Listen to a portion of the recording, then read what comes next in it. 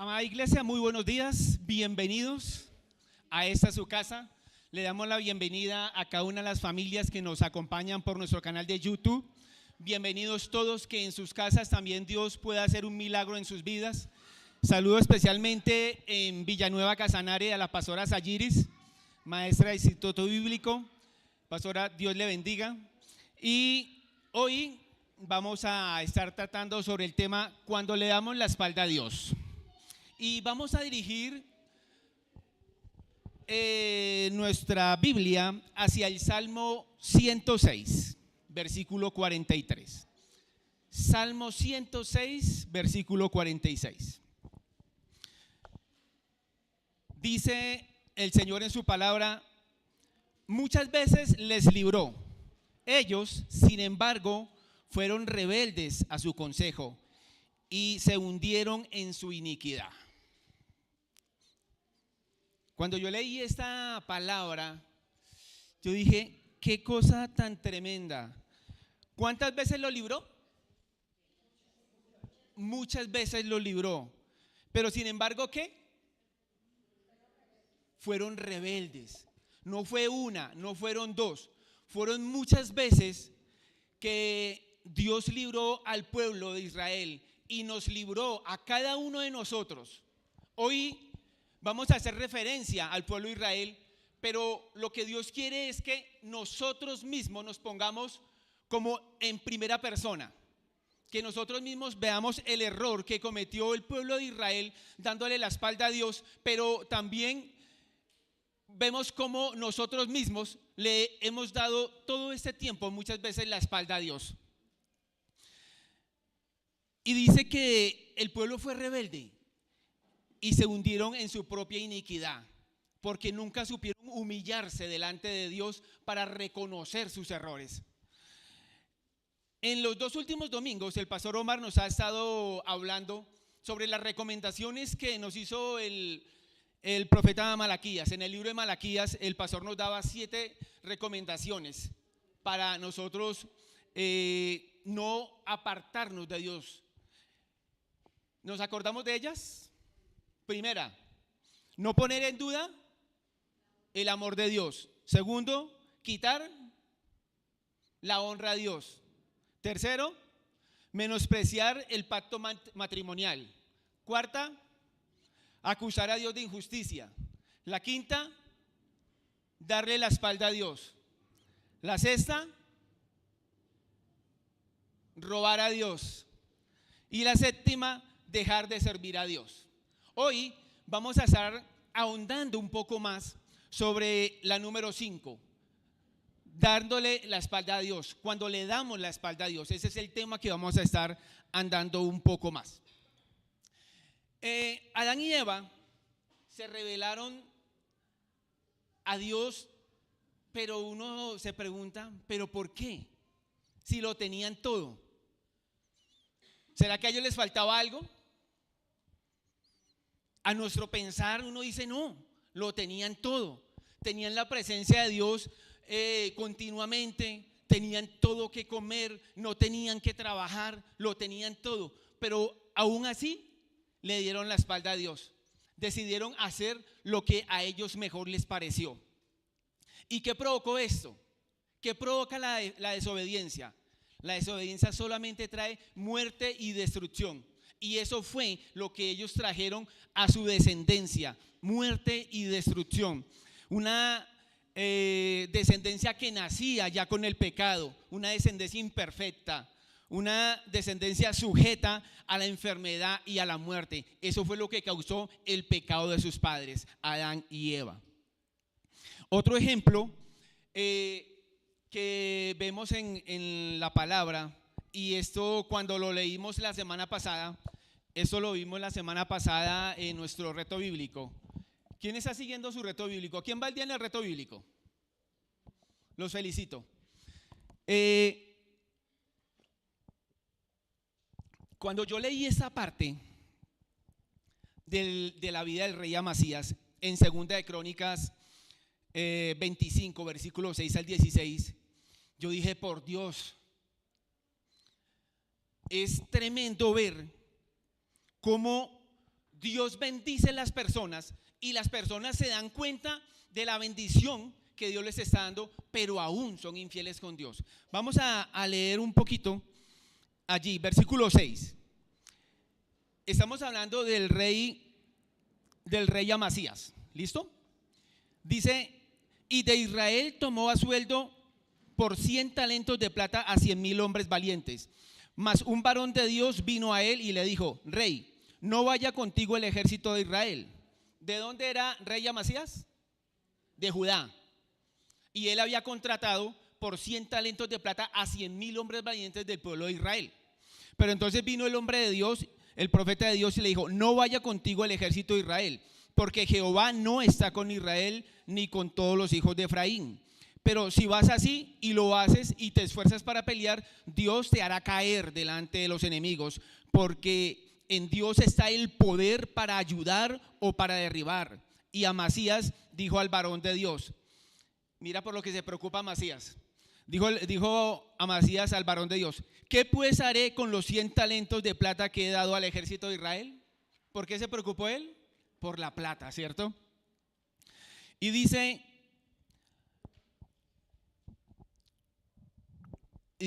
que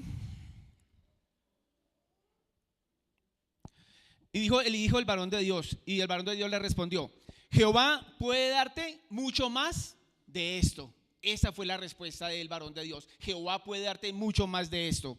Entonces dice que Amasías apartó al ejército de la gente que había venido con él de Efraín para que se fuesen a sus casas, y ellos se enojaron grandemente contra Judá y volvieron a sus casas encolerizados. Y dice que el versículo 11: esforzándose Amasías, sacó a su pueblo y vino al valle de la sal y mató de los hijos de Seir a 10,000. Y los hijos de Judá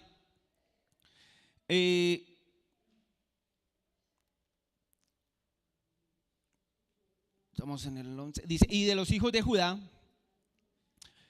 tomaron vivos a 10,000, los cuales llevaron a la cumbre de un peñasco, y allí los despeñaron y todos se hicieron pedazos.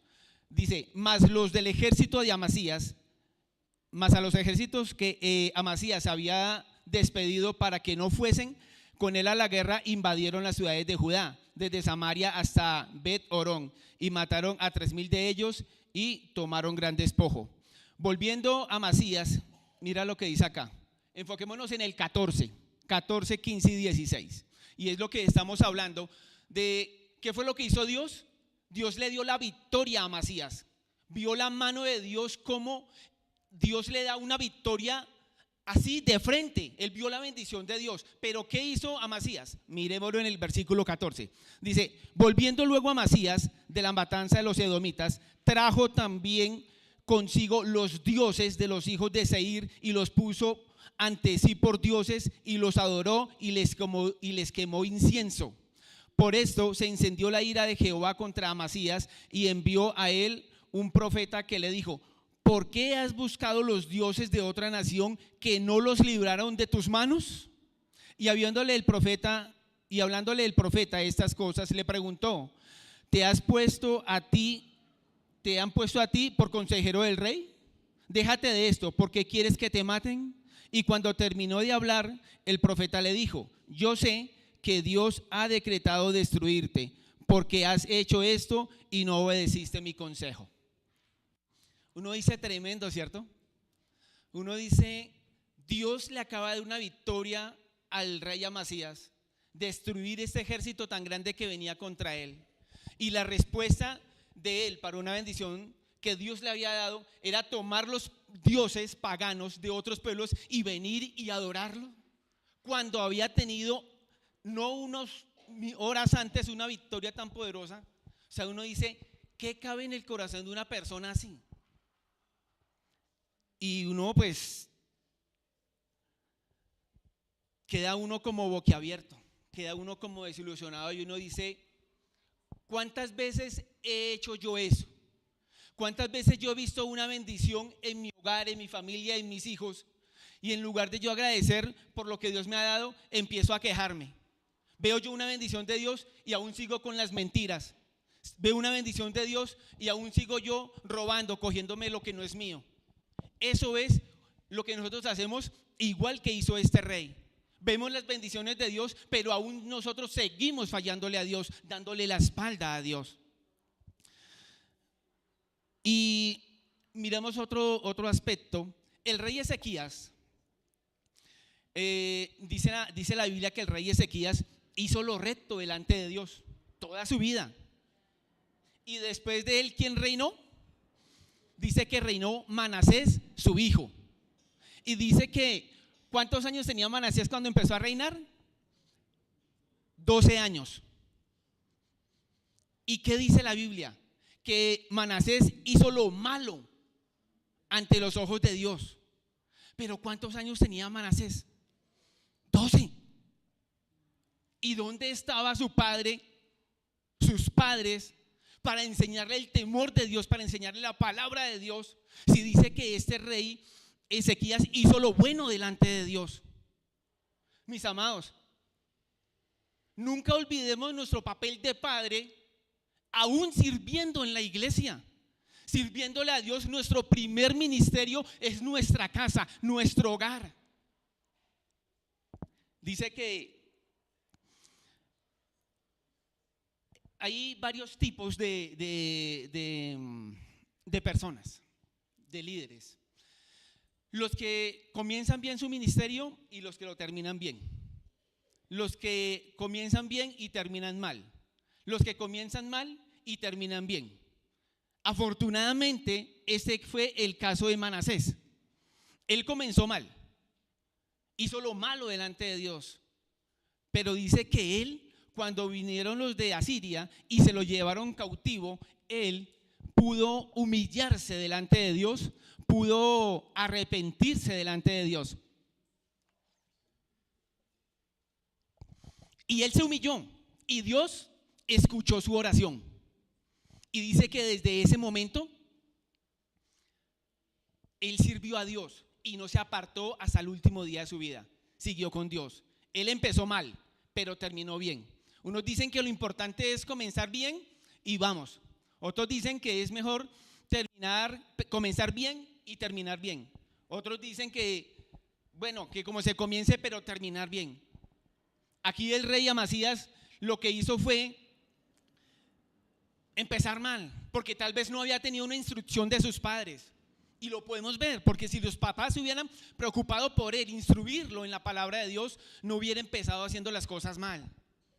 Pero gloria a Dios, porque él tuvo el valor para arrepentirse y no le dio vergüenza, no le dio pena ir delante de Dios a humillarse y a decirle: Señor, perdóname, sino que tuvo los pantalones para humillarse y decirle: Señor, empecé haciendo lo malo, pero hoy quiero redimir mi vida, quiero venir a ti y pedirte perdón. Eso es valentía. Vamos a estar viendo dos aspectos de cómo no darle la espalda a Dios.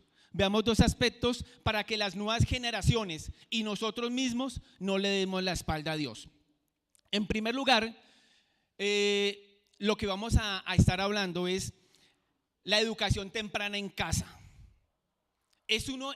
Vamos a ver dos aspectos y ese es el primero. Y es muy importante para que nuestros hijos, para que las generaciones venideras empiecen a tener una comunión con Dios.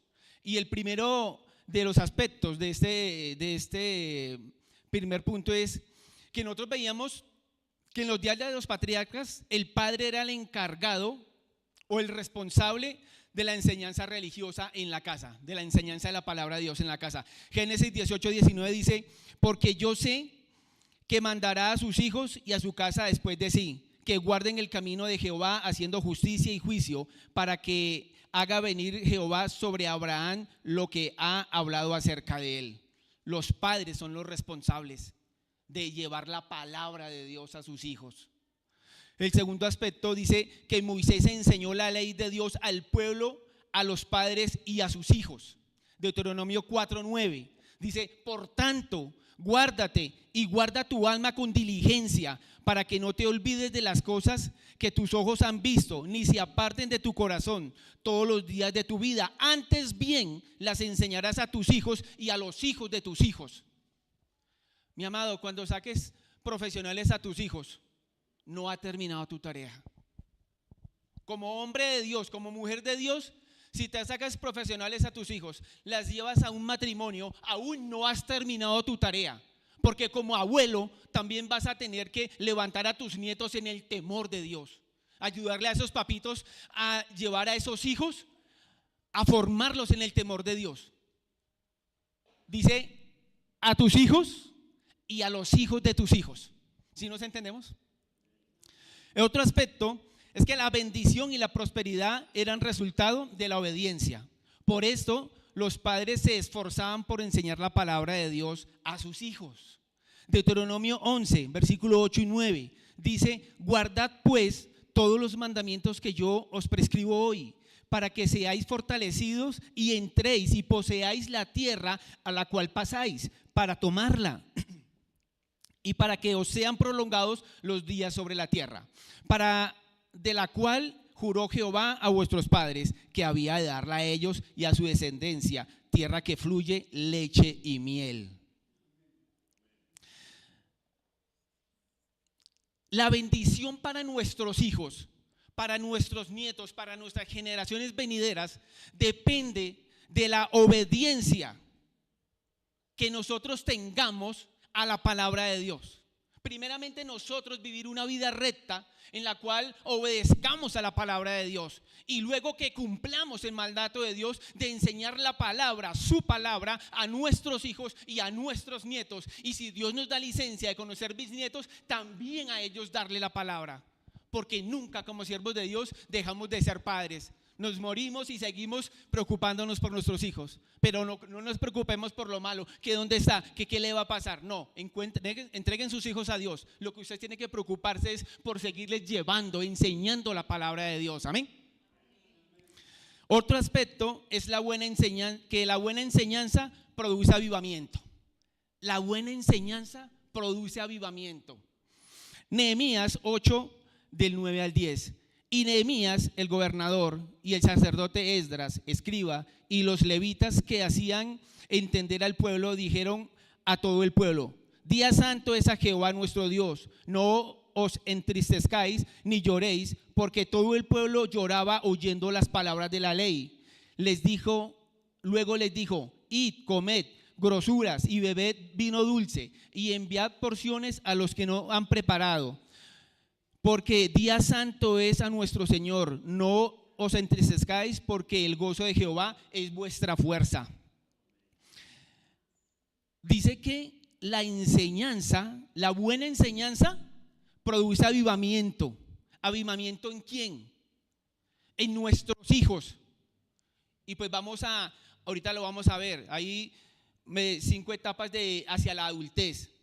Pero ahorita la buena enseñanza produce un avivamiento, porque cuando tú enseñas con alegría la palabra de Dios, cuando te metes al lenguaje de los niños, cuando juegas con ellos enseñándoles la palabra, cuando a los jóvenes se les enseña con destreza, con el lenguaje de ellos. Pero cuando refiero al lenguaje de ellos, de los jóvenes, no es un lenguaje vulgar como lo están hablando ahorita, como se tratan entre ellos, no. Es un lenguaje apropiado con respecto a la palabra de Dios. Cuando le hablamos con avivamiento a los adultos mayores, a los adultos, el maestro, el predicador tiene que usar un lenguaje apropiado con cada grupo de personas, niños, adolescentes, preadolescentes, jóvenes, adultos mayores. Cada uno de nosotros debemos utilizar un buen lenguaje para cada uno de ellos, para que llegue la palabra a sus corazones. Eso es la buena enseñanza, y cuando tú haces eso, hay avivamiento, hay un despertar en ellos por el interés de la palabra de Dios. En la Biblia nos enseña la importancia de enseñar correctamente la palabra a las personas. ¿Desde dónde?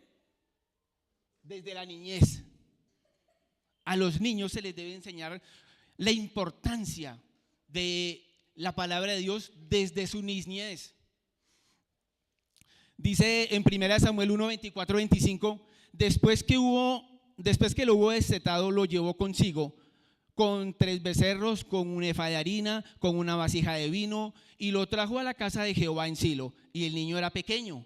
Matando el becerro, trajeron al niño a Elí. El profeta Samuel fue dejado desde pequeñito en el templo y allí aprendió, se le enseñó todas las cosas con respecto a Dios. Timoteo. El amigo Timoteo dice que aprendió las escrituras desde su niñez. Segunda Timoteo 3:15, y dice y que desde la niñez has sabido las sagradas escrituras, las cuales te pueden hacer sabio para la salvación por la fe que es en Cristo Jesús. Hay varios aspectos o varios ejemplos, mejor, de cómo desde niños se le enseña la palabra, y eso es lo que nos quiere hablar Dios en esta mañana.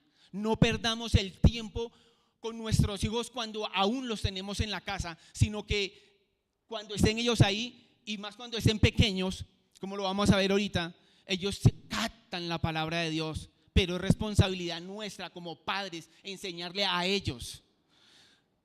Isaías, Jeremías y Daniel también fueron profetas que fueron llamados desde su juventud a servirle a Dios.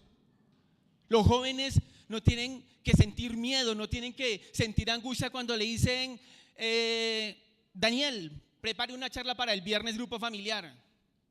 Viviana, una charla para el viernes, para el domingo. No, porque ustedes tienen a un Dios que les da sabiduría, les da enseñanza, les da lo que ustedes necesitan. Todos estamos preparados. Le decía Pablo, no, nadie tenga en poco tu juventud, sino sé ejemplo en pureza, en verdad, en todo. Simplemente esforcémonos por llevar la palabra de Dios, y Dios obrará en cada uno de nosotros para bien. Ahí se consideran 5 etapas en el camino hacia la adultez. El primero es la primera infancia, de 0 a 5 años. El segundo, la niñez, de 6 a 10 años. El otro, la preadolescencia, de 11 a 12 años. La adolescencia, de 13 a 18 años. La juventud, de 19 a 25 años. Y los adultos, de 25 años en adelante. ¿Sí? Como lo decíamos anteriormente, en cada una de esas etapas se debe saber hablar. Se debe saber hablarle a los niños de 0 a 5, cositas de Dios, ¿sí? A los niños de 6 a 10 años, a todos debemos de usar un modo diferente. No le puedo hablar al niño de 5 a 10 años como le voy a hablar a los jóvenes, como le voy a hablar a los adultos. No, cada uno debemos tratarlos, debemos comportarnos. Nuestra manera de enseñarle a ellos debe ser diferente y acorde a cada una de las edades. Pero el grupo en que debemos trabajar más fuertemente y aprovechar esa edad es el grupo de 6 a 10 años. Durante esta etapa, los seres humanos tenemos la capacidad de retener información concreta como nunca más lo volveremos a hacer en la vida.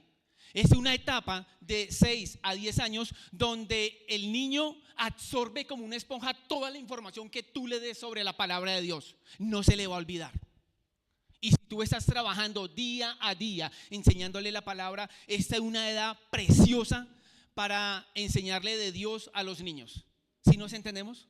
Papitos que tienen sus niños, abuelos, no desaprovechen a esta edad de 5 a 10 años. Todas las otras edades también son para enseñar, pero esta edad tiene una característica especial, que es que la persona, el ser humano, absorbe toda la información que pueda entrar a él. Y sería triste que la televisión o el internet o el celular sean los que eduquen nuestros hijos, porque los llevan a la destrucción. Y por lo tanto, los ministerios de niños de cada iglesia no pueden ser solamente para cuidar a los niños cuando ustedes como padres están acá en la iglesia, están acá ustedes escuchando la prédica.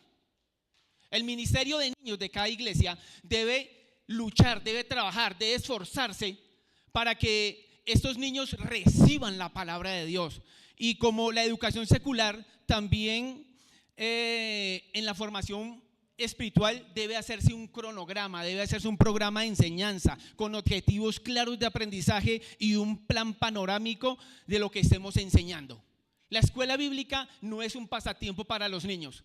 La escuela bíblica debe ser algo que lleve a los niños a conocer a Dios, a rendirse a Él, a amarlo y a respetarlo todos los días de su vida. Amén.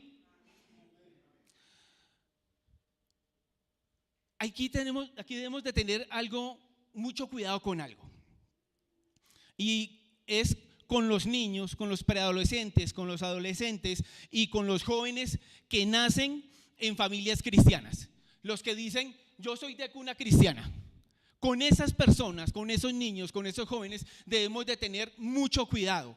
¿Y a qué me refiero con esto? Porque de estos muchachos que nacen de cuna cristiana es donde está el mayor índice de deserción en las iglesias. ¿Y a qué se debe esto? ¿Qué le pasó al rey Ezequías con su hijo Manasés? Que no le enseñó, no le tuvo cuidado. ¿Qué pasó con los hijos de Elí? Perdidos. Aún, ¿qué pasó con los hijos del profeta Samuel? Siendo un profeta de los grandes, pero sus hijos nunca se vieron por ningún lado sirviéndole a Dios. Entonces, cuando decimos que debemos tener cuidado con los niños, con los jóvenes que nacen en cuna cristiana, es que los padres deben preocuparse por llevar a sus hijos a un encuentro personal con el Señor Jesucristo. No supongan ustedes que porque los niños vienen con ustedes cada domingo a la iglesia, ellos han recibido a Cristo en su corazón. No imaginen, no piensen que porque sus hijos cada día están acá, ya tienen una salvación concreta. Cuando ustedes menos se dan cuenta, hay muchos jóvenes que están en las drogas, están en la fornicación, desgraciadamente. Hay muchos jóvenes que están metidos en la mentira, están metidos en diferentes problemas. Porque los padres no han sabido llevar a esos jóvenes a un encuentro personal con Dios. Piensan que porque vienen con los padres a la iglesia cada día, cada domingo, esa es su tarea. Yo supongo que ya recibió a Cristo en su corazón. No, como padres preocupémonos por cada uno de ellos. Como padres estemos pendientes de que ellos tengan un verdadero nuevo nacimiento, que reciban a Cristo en su corazón, para que cuando nos demos cuenta no estemos llorando. Amén. El segundo punto de esta conferencia es ser hombres y mujeres radicales y comprometidos con Dios. Mis amados, si hay alguien que se comprometió y fue radical en las cosas de Dios desde que comenzó hasta que terminó, fue el apóstol Pablo. Nadie hubo como él, porque mi otro personaje favorito es Elías, pero él tuvo un momento de debilidad cuando cogió y se entristeció y se deprimió cuando Jezabel dijo que lo iba a matar y se escondió. Pero el apóstol Pablo siempre tuvo los pantalones para responderle a Dios lo que él le encargó. Y nunca le sacó el cuerpo, nunca lo negó, sino que afrontó todo lo que se le vino encima por amor a la obra de Dios. Entonces veamos unas características que debe tener ese hombre y mujeres radicales comprometidos con Dios. En lo que había Pablo, en Pablo había sinceridad. Pablo fue sincero en perseguir a la iglesia. Pablo era malo, pero Pablo era malo. ¿Y cómo hacía él eso? Con berraquera, con ímpetu cogía y perseguía a los cristianos y los mataba. Hacía así. Pero cuando él caminó a Damasco, recibió a Cristo en el corazón, que no es el mismo ímpetu y fuerza que hacía lo malo, toda su vida, hasta el final de sus días, decidió obedecer y hacer la obra de Dios con todas sus fuerzas. ¿Sí nos entendemos? Así debe ser el líder cristiano, amén. Otro aspecto que tenía el apóstol Pablo era que era celoso y comprometido. Todo lo que él hacía o se comprometía a hacer, lo hacía 100%. No hacía las cosas a medias. Con lo que se comprometía, lo cumplía. Un hombre de decisión. Pablo tomaba decisiones claras. ¿Pero por qué tomaba decisiones claras? porque era un hombre que era sensible a la voz de Dios. Cuando nosotros no tenemos esa comunión con Dios, tomamos decisiones a la ligera, a la carrera. Pero Pablo era un hombre que tomaba decisiones guiado por la voz del Espíritu Santo. En Pablo había humildad. ¿En cuántos de ustedes hay humildad? Espero que todos tengamos humildad. Pablo, así como era sincero con todo el mundo y reconocía que no era digno de ser apóstol de Jesucristo, supo defender su ministerio y su apostolado. Humildad es poder defender lo que Dios nos ha dado para hacer. No darle la espalda a Dios negándole a otros. Cuando le dicen, ¿usted es cristiano? Y usted va por allá que le laven el cerebro y como que lo piensan y unos segundos para responder. En esos segundos, mi amado, ya ha dudado usted. Pablo era sincero y decía, sí, le sirva al Dios del cielo y de la tierra. Pablo era un hombre de valor.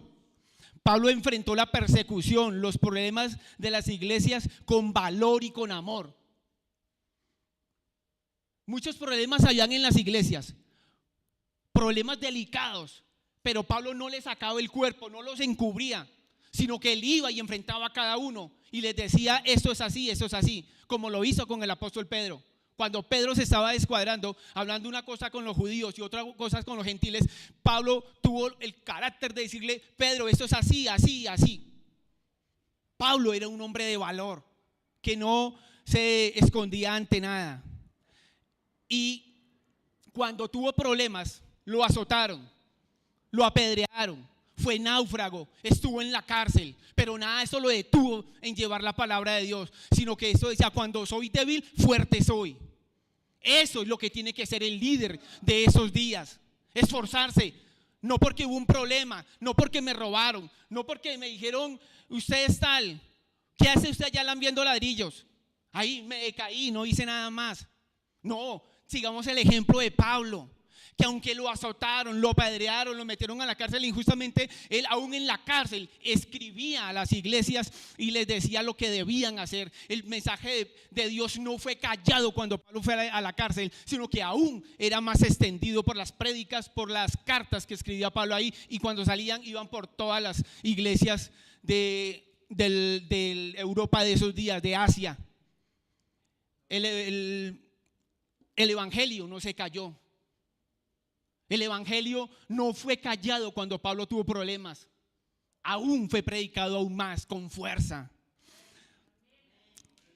En Pablo había magnanimidad. El apóstol Pablo tenía la disposición hacia dar más allá de lo que se consideraba normal, de entregarse hasta las últimas consecuencias, de emprender sin miedo sus cosas, de avanzar pese a cualquier adversidad. Él tenía un ánimo grande. Ponle cuidado a esto. La magnanimidad es el valor que convierte a un simple ser humano en un héroe. Ir y dar más, ir y caminar esa milla de más para hacer las cosas de Dios. ¿Sí nos entendemos?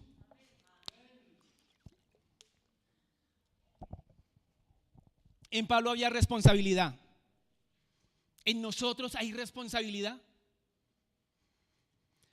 Pablo había tomado la decisión de seguir a Cristo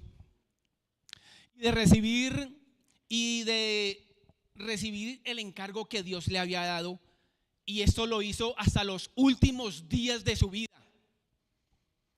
Mi amado, ¿nosotros somos responsables? O a última hora llamamos al pastor y le decimos, pastor, mañana no puedo dar la prédica, mañana no puedo dar la charla que me encargó, mañana no puedo hacer esto porque se me presentó tal cosa. Hay responsabilidad, mi amado. Cuando nosotros damos nuestra palabra vale. Lo único que tiene el hombre es su palabra. Ahora firmamos escrituras, firmamos eso, firmamos lo otro, pero en los tiempos de nuestros padres la palabra era lo que valía. Y Pablo dijo, hasta el último día de mi vida le respondo a Dios con el encargo que me hizo. Y hasta el último día estuve escribiendo cartas y llevando la palabra de Dios. Pablo era un amigo y compañero de trabajo sincero. Pablo fue leal y amaba a sus amigos. Y Y eso fue tan fuerte y tan importante para reproducir el liderazgo cristiano en Tito, en Timoteo, en Silas y en Lucas. Pablo era un amigo fiel. En él se podía confiar. Espero que usted pueda confiar en la persona que tiene al lado. Que cada uno nos podamos elementar. La palabra dice que no confiemos en el hombre, pero eso ya es otro cuento. Pero el que es un verdadero líder, comprometido, un líder radical, es una persona en el que se puede confiar para un consejo, para una palabra de apoyo. No que cuando yo vaya y le cuente algo empiece toda la iglesia a saberlo, aún los del barrio empiecen a saberlo, no. Nosotros debemos ser amigos sinceros de trabajo, y trabajo es el trabajo de la iglesia, el trabajo de predicar el evangelio. Debemos tener amigos sinceros para llevar la palabra de Dios. Yo le decía, suena chistoso, yo le decía a unos amigos en la empresa, le digo, Juan Andrés, ¿tú me amas? Me dice, oye, Ernestico, yo lo quiero mucho. No puede ser mi amigo, no puedo confiar en usted. A mis compañeras yo le digo, Lorena, ¿tú me amas? Me dice, no, Ernestico, yo lo quiero mucho. No puede ser mi amiga. Porque el que quiere, traiciona. El que quiere, lo deja botado a uno. Pero el que ama, su vida da por mí. Dice el Señor en Juan 13, 33, 34, un mandamiento nuevo os doy, que os améis unos a otros como yo os he amado, que también os améis unos a otros. En esto conocerán que todos sois mis discípulos, si tuvieseis amor los unos por los otros. Por eso yo pregunto a las personas que me rodean, ¿me amas? Porque cuando me aman a mí, yo sé que primeramente aman a Dios. Y si hay amor de Dios en ustedes, ustedes no me van a dejar botado a mí, ni yo les voy a dejar botado a ustedes. Y en mí es al esforzarme cada día por guardar mis ojos, por guardar mi mente. Porque si yo no hago eso, los voy a dejar a ustedes botados. Y no los voy a amar, simplemente los voy a querer porque están a mi lado. Pero cada día me esfuerzo y le digo, Señor, dame fuerza, dame sabiduría para guardar mi ser, para mi esposa, para mis hijas, para mis amigos, para mis compañeros de trabajo, para poderlos amar verdaderamente. Amén. Pablo era un hombre agradecido. En todas sus cartas expresaba su gratitud hacia los creyentes. Y algo importante que no solo debe estar en Pablo, sino en cada uno de nosotros como líderes, es que Pablo era un hombre de oración. La oración personal era fundamental en la vida del apóstol Pablo, como lo vemos en 2 Timoteo 1:3. 2 Timoteo capítulo 1 versículo 3 dice: doy gracias a Dios, al cual sirvo desde mis mayores con limpia conciencia, de que sin cesar me acuerdo de ti en mis oraciones día y noche. Mi amado, si nosotros no tenemos una oración continua, una comunión continua con Dios, no hay nada. Mi vida es vacía. Porque si yo no oro, aunque sea 1 hora al día, ¿de qué se va a recargar mi corazón? ¿Cuándo voy a recargar el Espíritu de Dios en mi vida para ir y orar por las otras personas? Cada día debemos estar en la presencia de Dios para recargarnos del Espíritu Santo, de su presencia, de su amor, de su poder, para nosotros ir y hablar a las demás personas, orar por ellos. Pero si oro cada 8 días, cada 3 días, mi amado, ese no es un hombre de oración. Pero Pablo dice que cada día debemos orar sin cesar, cada día con ímpetu en nuestra oración. Pongámonos metas de orar todos los días, mis amados. Y Pablo tenía pasión por las almas.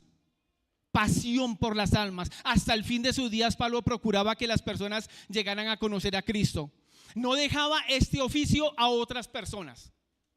La pasión por las almas estaba en el corazón de Pablo, y él no dejó ese trabajo a otras personas, sino hasta el último día de su vida trabajó por evangelizar al pueblo, mis amados hermanos. El líder cristiano debe tomar la ilustración que hizo el apóstol Pablo, que dice que un atleta que corre una carrera, para ganarla no se enreda en las cosas de la vida, porque esto puede quitar su mirada de la meta. ¿Sí nos entendemos? Corramos nosotros como líderes la carrera que nos recomienda Pablo, guardando nuestra mente, guardando nuestros ojos, guardando nuestras palabras, no quitando nuestros ojos de la meta, que es el supremo llamamiento, y que nosotros podamos llegar a ese premio de llegar a ser un varón perfecto a la medida de la estatura de la plenitud de Cristo, como lo dice en Efesios 4:13, mis amados hermanos. Una persona, un líder, que nunca le da la espalda a Dios, debe buscar terminar su carrera, terminar su vida con la seguridad que había acabado la carrera con excelencia y haber cumplido su ministerio como lo hizo Pablo. Cada uno de nosotros, cuando lleguemos o estemos llegando a los últimos días de nuestras vidas,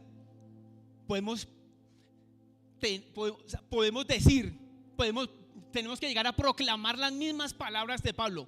He corrido la buena carrera, he peleado la buena batalla, he guardado la fe, por lo demás me es guardada la corona de justicia, la cual me dará el Señor. Pablo lo dijo. Eso también lo debemos decir nosotros cuando estemos ya al borde de nuestros días. No que tengamos que avergonzarnos, no que tengamos que decir ¿dónde me escondo? Sino que nosotros hayamos corrido la carrera de tal forma que Dios nos dé ese premio del supremo llamamiento. Concluimos diciendo que si nos esforzamos, mis amados hermanos, si nos esforzamos verdaderamente por trabajar en esos dos aspectos de la educación temprana en casa y ser hombres y mujeres radicales comprometidos con Dios, vamos a evitar que nuestras futuras generaciones y nosotros mismos le demos la espalda a Dios, mis amados hermanos. Pongámonos en pie.